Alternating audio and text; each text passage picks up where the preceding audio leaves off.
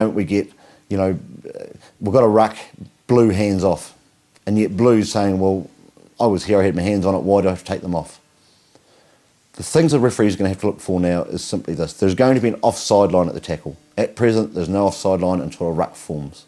So the moment a tackle occurs, all players will have to enter from their side of that tackle. The referees are being asked to rigidly enforce that.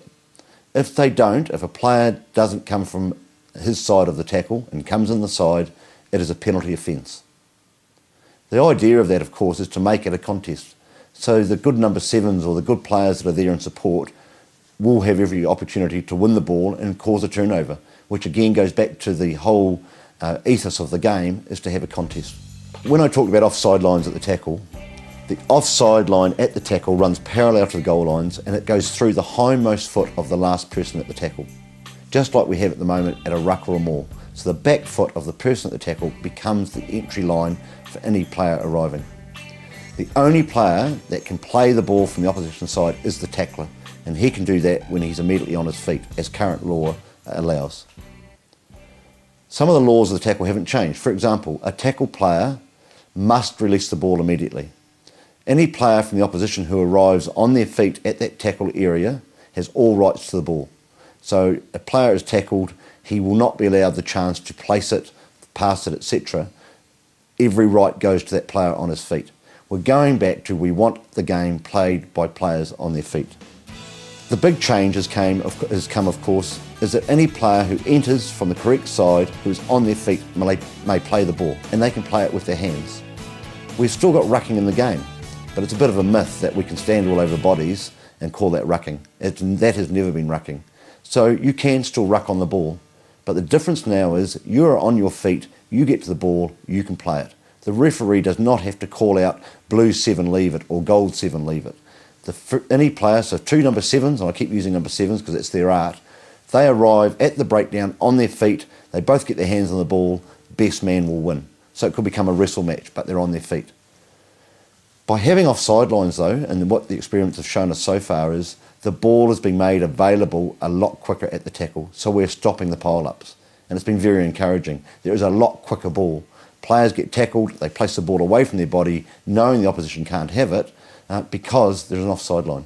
So we're quite excited with what's going on in the meantime. And as I say, the subjectivity has been taken out. I mentioned earlier at the start of the program that all sanctions now are free kicks. So people then say to me, well, surely then they'll just kill the ball and just give away a free kick. If they deliberately, remember I said foul play, deliberate and repeated infringements, if a player on the ground deliberately stops the ball coming back, he is liable to penalty and also liable to yellow cards. If he repeats it, of course, he's liable to red cards. So the only time the ball will be slowed down and it's not deliberate when a player's off their feet would be, for example, a player going in to play the ball and gets knocked over the ball. I think the referees, it's not so subjective. The referees will clearly know when someone's doing something deliberate. If it's deliberate, it's a penalty. If the ball doesn't come out and it's not deliberate, it's a free kick to the team that didn't take the ball into the tackle. So just to reiterate, there are only 3 offences at the tackle that are penalties. If you don't enter through the gate, and I talked about the gate before,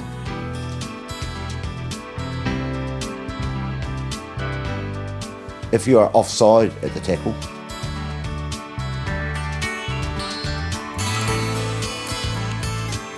and if you deliberately stop the ball being played.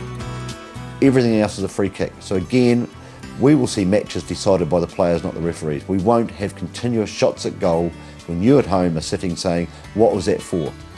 At least you can understand if a referee makes a call you're not happy with, it's only a free kick.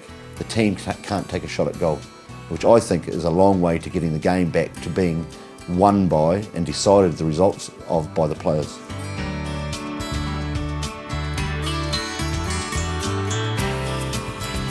Just to talk about the free kicks, a free kick can be taken with any sort of kick. You can kick it up in the air, you can tap and run with it. And also bear in mind, for you people out there that say, well, hold on, now we're going to have no scrums. If a side's awarded a free kick, they have got every right to say, ref, we'll take the scrum thanks. You can take a scrum from a free kick.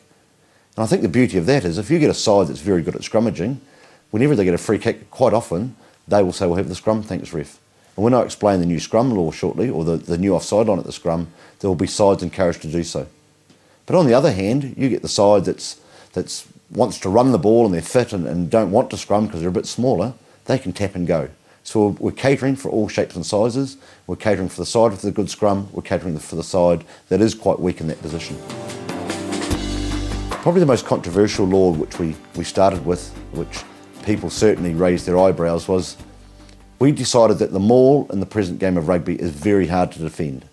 Most mauls that drive near the goal line, and I think people are getting sick of it, you have a line out 5 metres out from the goal line, attacking team throw it in, and inevitably you're getting this maul, and the opposition, the only way they can bring it down is illegally. So it's almost, if it's constructed properly, that maul is going to end up in a try. We decided to experiment with allowing the maul to be collapsed. Now people, again, as I say, well, what about the safety issue? Well, of all the games we've experimented with so far, and we have medical reports of all of them, there has not been one reported injury from collapsing a maul.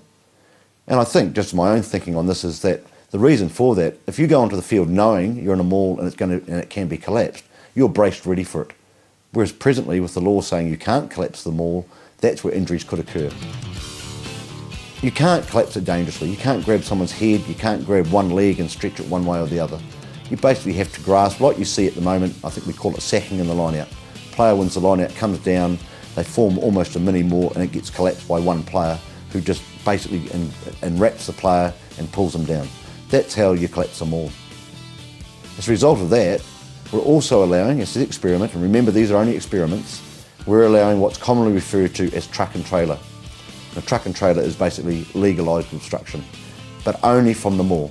So just to explain that to you, the team wins the maul, they form their maul, the blue team pull it down. The ball's at the back of the maul, 3 players at the back of the maul can peel off, 2 players in front of the ball carrier and engage the opposition. And that can be dragged down as well. So we're just seeing, does that work? You can have a personal view on it, I've got a personal view on it, let's experiment and see, is it okay? So far I have to say, it hasn't caused the problems I thought it would. If at the maul the ball becomes unplayable, at present it's a turnover scrum. Under the new law, it will be a turnover free kick. So if you take the ball into the maul, you don't come out with the ball and it doesn't emerge from that maul, it's a turnover, but that turnover is a free kick to the side that wasn't in possession. Just to reiterate, the truck and trailer is only at the maul. So for example, you can't run the ball out your back line, form a bit of a mini maul in the middle of the field and then engage the opposition with the ball at the back of that. It has to be a constructed maul and you peel off from that maul to have, as I say, the words truck and trailer.